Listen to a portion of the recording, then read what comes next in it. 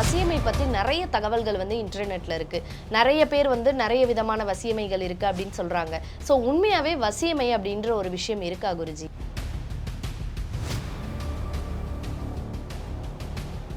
ஒரு ரேரான மூலிகை. ஓகே. அது வந்து சில காட்டுக்குள்ளே தான். அது வந்து பெரிய பெரிய காடுனா புலிகள், யானைகள், சிங்கம், இந்த மாதிரி பெரிய பெரிய பாம்புகள், சர்ப்பங்கள் இருக்கிற பெரிய இடம். அந்த மாதிரி வந்து பெரிய காடு, ஸ்ரீசைலம், மேடாரம், இந்த மாதிரி வந்து நல்ல மலை ஃபாரஸ்ட்டு, இந்த மாதிரி ஏரியாலோ பெரிய பெரிய இடத்துல தான் அந்த மூலிகை கிடைக்கும்.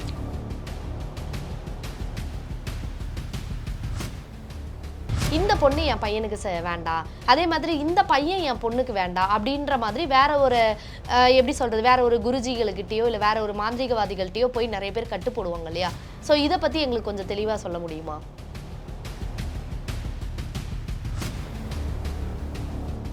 பூஜையில் வச்சு பார்க்கும்போது அது அவங்களுக்கு சேருமா, எடுக்க முடியுமா, முடியாதுன்றதை நான் சொல்லுவேன்.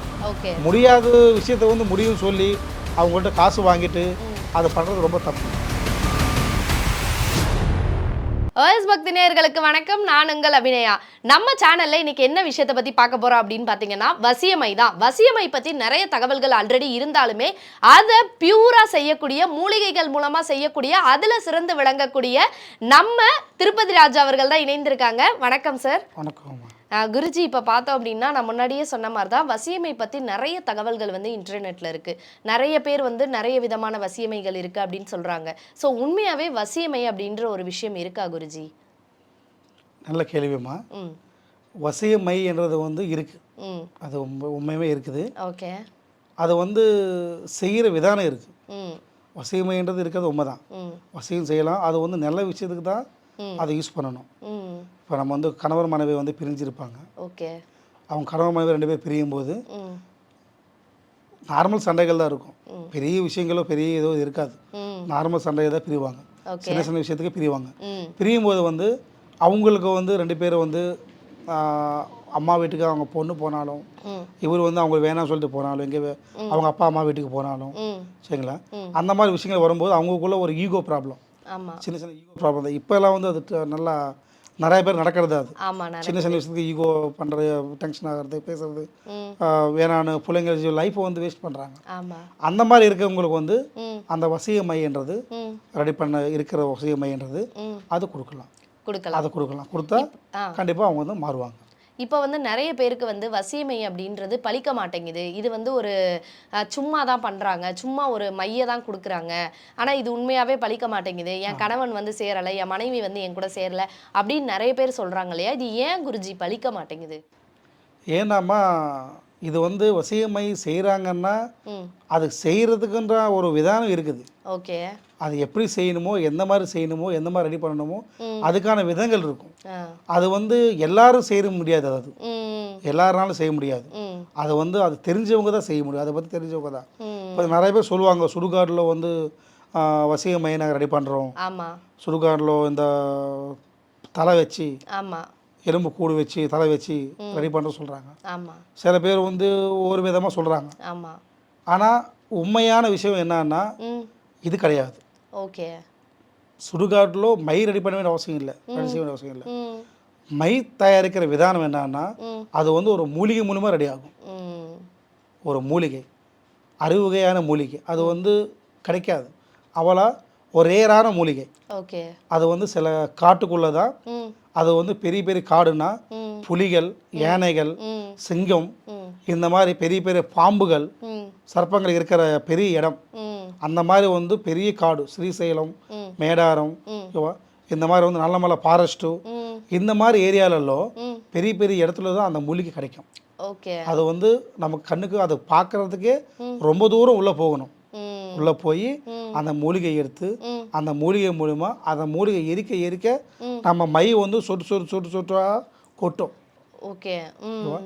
அது கொட்டும் போது அந்த மையை வந்து நம்ம ரெடி பண்ணி வச்சுக்கும் போது அது கொண்டு வந்த அப்புறம் அது ரெடி பண்ண வேண்டிய விஷயம் இருக்குது. அதுக்குன்னு சில பூஜைகள் செஞ்சு மந்திரம் படித்து அதை பலப்படுத்தணும்.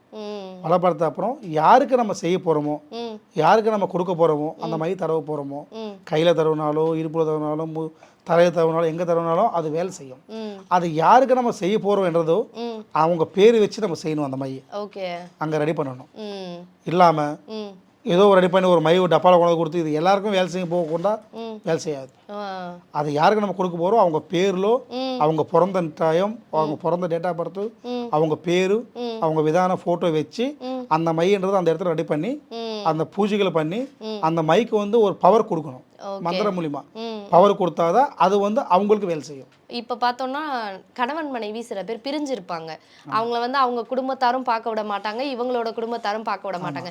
இப்போ பார்க்கறதுக்கு சந்தர்ப்பமே கிடைக்காதப்ப நீங்க சொல்ற மாதிரி தலையிலயோ இடுப்புலயோ முதுகுலையோ எப்படி வந்து அவங்களால தேய்க்க முடியும் குருஜி? அதுதான் சொன்னேன். இப்போ என்னன்னா மெயினாக ம் மை மூலிமா வந்து செய்ய வேண்டிய விஷயங்கள் கொஞ்சம் சில இது இருக்குது. ம் மை இல்லாமல் கூட ம் மந்திரம் மூலியமாகவும் செய்கிறதுக்கு சில இருக்குது. ஓகே ஓகே காற்றுலேயே மந்திரங்கள் அனுப்பலாம். ம் எங்கே இருந்தாலும் அவங்க ம் அமெரிக்காவில் இருந்தாலும், எங்கே கனடா லண்டனில் இருந்தாலும், ம் வெளிநாட்டில் இருந்தாலும், வேறு இந்தியாவில் இருந்தாலும், எங்கே இருந்தாலும் சரி ம் மந்திரங்கள் காற்று மூலியமாக மந்திரங்கள் அனுப்ப முடியும். ஓகே இப்போ சில பேர் வந்து ம் எக்ஸாம்பிள் பார்த்தீங்கன்னா சில பேர் வந்து எங்கேயோ ஊரில் இருப்பாங்க. ம் சென்னை இப்போ சென்னையில் இருக்காங்க. ஆ ஒருத்தர் வந்து எங்கேயோ திண்டுக்கல்லையோ இல்லை மதுரையிலையோ இருப்பாங்க. ம் அங்கேருந்து வந்து பூஜை பண்ணி சில பேர் தகுடி வைப்பாங்க வீட்டில். ம் சில பேர் மை வந்து வைப்பாங்க அவங்க மாற்றுறதுக்காக, ம் அவங்களுக்கு பிரச்சனைகள் கொடுக்கறதுக்காக, ம் அவங்களுக்கு ஏதாவது ஒரு தொந்தரவு கொடுக்கறதுக்காக பண்ணுவாங்க. ம் அது வர முடியாத சுச்சுவேஷன். இப்போ சொந்தக்காரங்களாக இருந்தால், ம் வீட்டில் வர போகிறவங்களா இருந்தால் ம் அது கண்டிப்பாக வந்து வர முடியும்.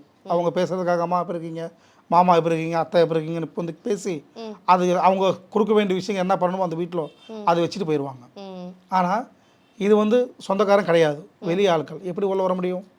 வர முடியாது. அதனால் ம் மந்திரம் மூலிமா ம் ஒரு காற்று மூலியமாக மந்திரங்களை படித்து ம் அவங்களோட சம்மந்தப்பட்ட பொருள் வச்சு ம் அவங்க பொருள் வச்சு அந்த பூஜை பண்ணுவாங்க. ம் பூஜை பண்ணி அந்த மந்திரங்கள் மூலிமா அனுப்புவாங்க. ம் அனுப்புனா அந்த மந்திரம் மூலிமா அதோட தோஷம், அதோட சைவனை, அந்த பிரச்சனைகள் எல்லாமே வந்து அவங்களுக்கு வரும். ம் இப்போ பார்த்தோம்னா ஒரு கோடு இருக்கு. இப்போ anything happen for a reason அப்படின்ற ஒரு விஷயம் இருக்கு. இந்த விஷயம் வந்து இப்போ ஒரு காதலர்கள் வந்து பிரியிறாங்க அப்படின்னா அதுக்கு ஒரு காரணம் இருக்கும். ஆமா. அப்படி இந்த மாதிரி காதலர்கள் பிரியிறப்ப ஒரு காரணத்தோட தான் பிரிஞ்சிருப்பாங்க. இப்போ இந்த மாதிரி காதலர்கள் உங்ககிட்ட வந்து இப்போ எக்ஸாம்பிளுக்கு எடுத்துக்கோங்களேன். இப்போ நான் வந்து என்னோட பாய் ஃப்ரெண்ட் கிட்ட வந்து அவன் வந்து எனக்கு வேணும் அப்படின்னு சொல்லி உங்ககிட்ட வந்து மை வைக்கிறதுக்காக வரேன். நீங்க வந்து பார்த்துட்டு இப்போ எச்சரிக்கை பண்ண முடியுமா உங்களால? இவங்களுக்கு மை வச்சாலும் வேலைக்கு ஆகாது, இந்த மாதிரி உங்களை நான் கேட்கறது புரியுதா குருஜி? புரியுது புரியுது. சோ இந்த மாதிரி உங்களுக்கு எச்சரிக்கைகள் காட்டுமா குருஜி? கண்டிப்பாக காட்டும். ம் நம்ம எப்படி காட்டுவோம் அப்படின்னா, ம் நீங்கள் இப்போ எக்ஸாம்பிள் நீங்கள் வந்திருக்கீங்க, நீங்களே வந்து உங்கள் பாய் ஃப்ரெண்டுக்கு மை வைக்கணும், என் கூட பேச மாட்டேங்கிறாங்க. ம் அவங்க ரொம்ப வருஷமாக, நாங்கள் ஒரு 4 வருஷமோ 3 வருஷமோ 5 வருஷம் காதல் பண்ணிக்கிட்டு இருந்தோம். ம் திடீர்னு அவர் வந்து எங்களை பேசாமல் விலகி போயிட்டாரு. ம் அவருக்கு நான் மை வச்சு எனக்கு வேணும். அவர் ம் நான் உண்மையாக அவர் வந்து காதலிக்கிறேன், ம் அவர் எனக்கு வேணும், ம் நான் வந்து கல்யாணம் பண்ணிக்கணும், நான் சந்தோஷமாக வாழணும், ம் அவர் தான் எனக்கு வேணும். திடீர்னு இப்போ தான் மாறி இருக்காரு, ம் அதுக்காக மை வச்சு பண்ண முடியுமா சாமின்னு கேட்டிங்கன்னா, ம் நான் என்ன சொல்லுவேன் அப்படின்னா, ம் அவர் யார், ஓகே அவரோட ஃபோட்டோ, ம் இல்லை அவர் கூட்டு வர முடியும் கூட்டுவாங்க, முடியல அப்படின்னா அவரோட ஃபோட்டோ, ம். அவரோட பேர், ம். அவரோட பிறந்த டைம், டேட் ஆஃப் பர்த் இருந்தால் டைம், இல்லைன்னா டேட் ஆஃப் பர்த், ம் இல்லை வயசு, ம் அதை எனக்கு கொடுத்தா ஓகே அதை நான் பூஜையில் வச்சு பார்ப்பேன். ம் பூஜையில் வச்சு பார்க்கும்போது ம் அது தெரியும் நமக்கு. என்ன தெரியும் அப்படின்னா, ம் இந்த மை வந்து இவருக்கு வச்சா இது செட் ஆகுமா, ஆ அவர் மாறுவாரா மாற மாட்டாரா, ம் ம் இது மாறுவாங்க, இந்த மை வச்சா மாறுவாங்க, ம் ஓகே எந்த பிரச்சனை இருக்காது, ம். இந்த பொண்ணுக்கு அவருக்கு வந்து அந்த பொருத்தம் இருக்குது, ம் கண்டிப்பாக சந்தோஷமாக வாழ முடியும், ம் கல்யாணம் பண்ணி லாங் டைம் வரைக்கும் அவங்க சந்தோஷமாக வாழ முடியும், ம் ம் அந்த ரிலேஷன்ஷிப் அவங்களுக்கு வந்து நீடிக்கும் என்ற விஷயம் தெரியும் போது நமக்கு ம். அது அவங்களுக்கு நம்ம சொல்லிடுவோம்.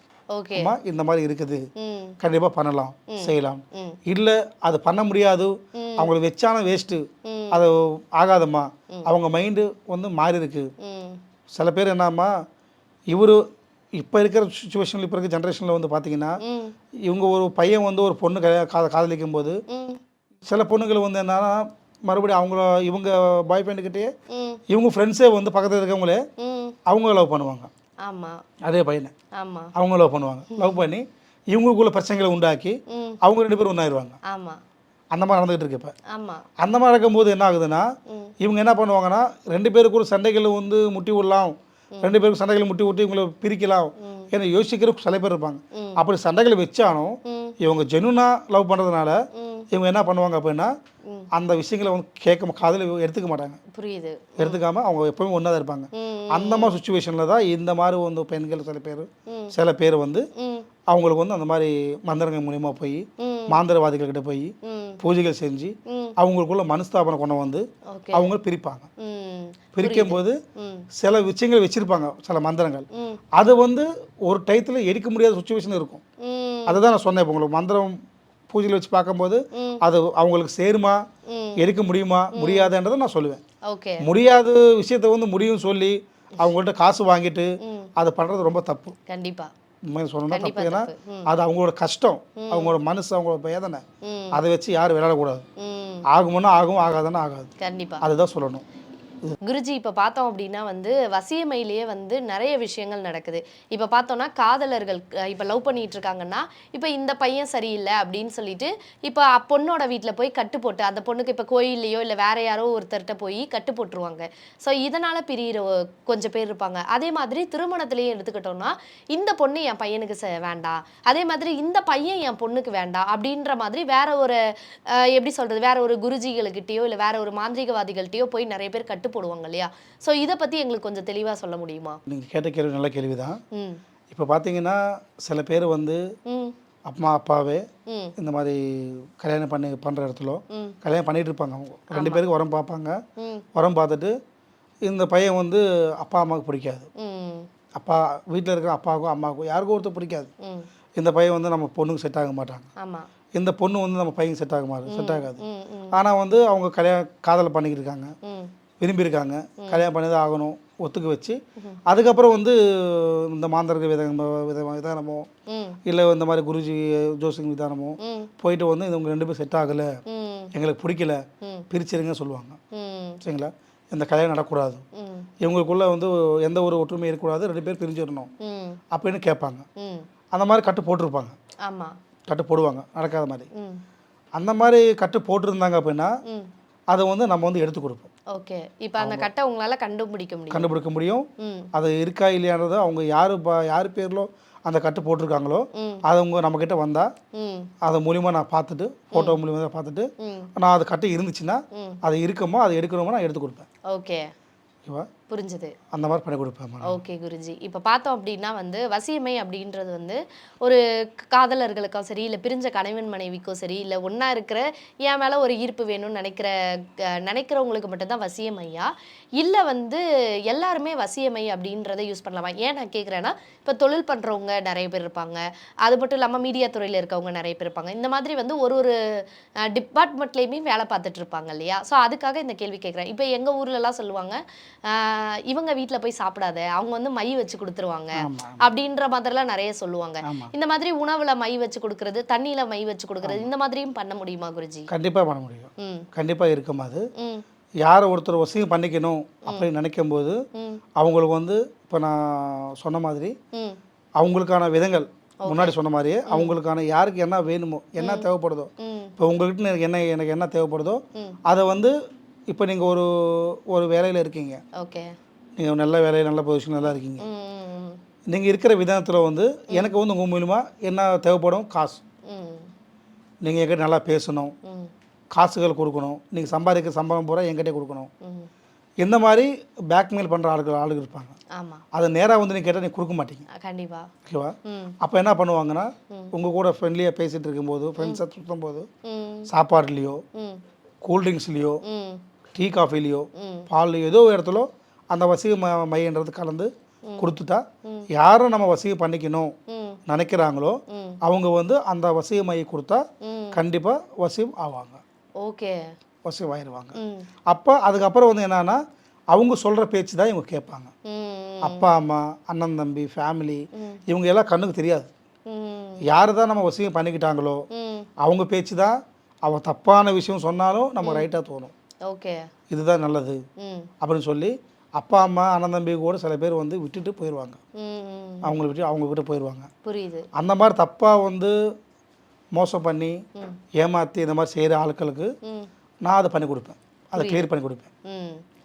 ஸோ வசியமை பற்றி வந்து நிறைய விஷயங்கள், நிறைய புதிய விதமான தகவல்கள், எப்படி பண்ணுவீங்க, எந்த மாதிரி கண்டுபிடிப்பீங்க அப்படின்ற மாதிரி நிறைய தகவல்களை வந்து மக்களுக்கு கொடுத்துருக்கீங்க. இது பார்க்குற நேயர்களுக்கு பயனுள்ளதாக இருக்கும்னு நினைக்கிறேன். ரொம்ப நன்றி குருஜி. நன்றி. இந்த நிகழ்ச்சியை பற்றிய உங்கள் கருத்துக்களை கீழிருக்கும் தொலைபேசி எண் மற்றும் மின்னஞ்சலில் தெரிவிக்கலாம்.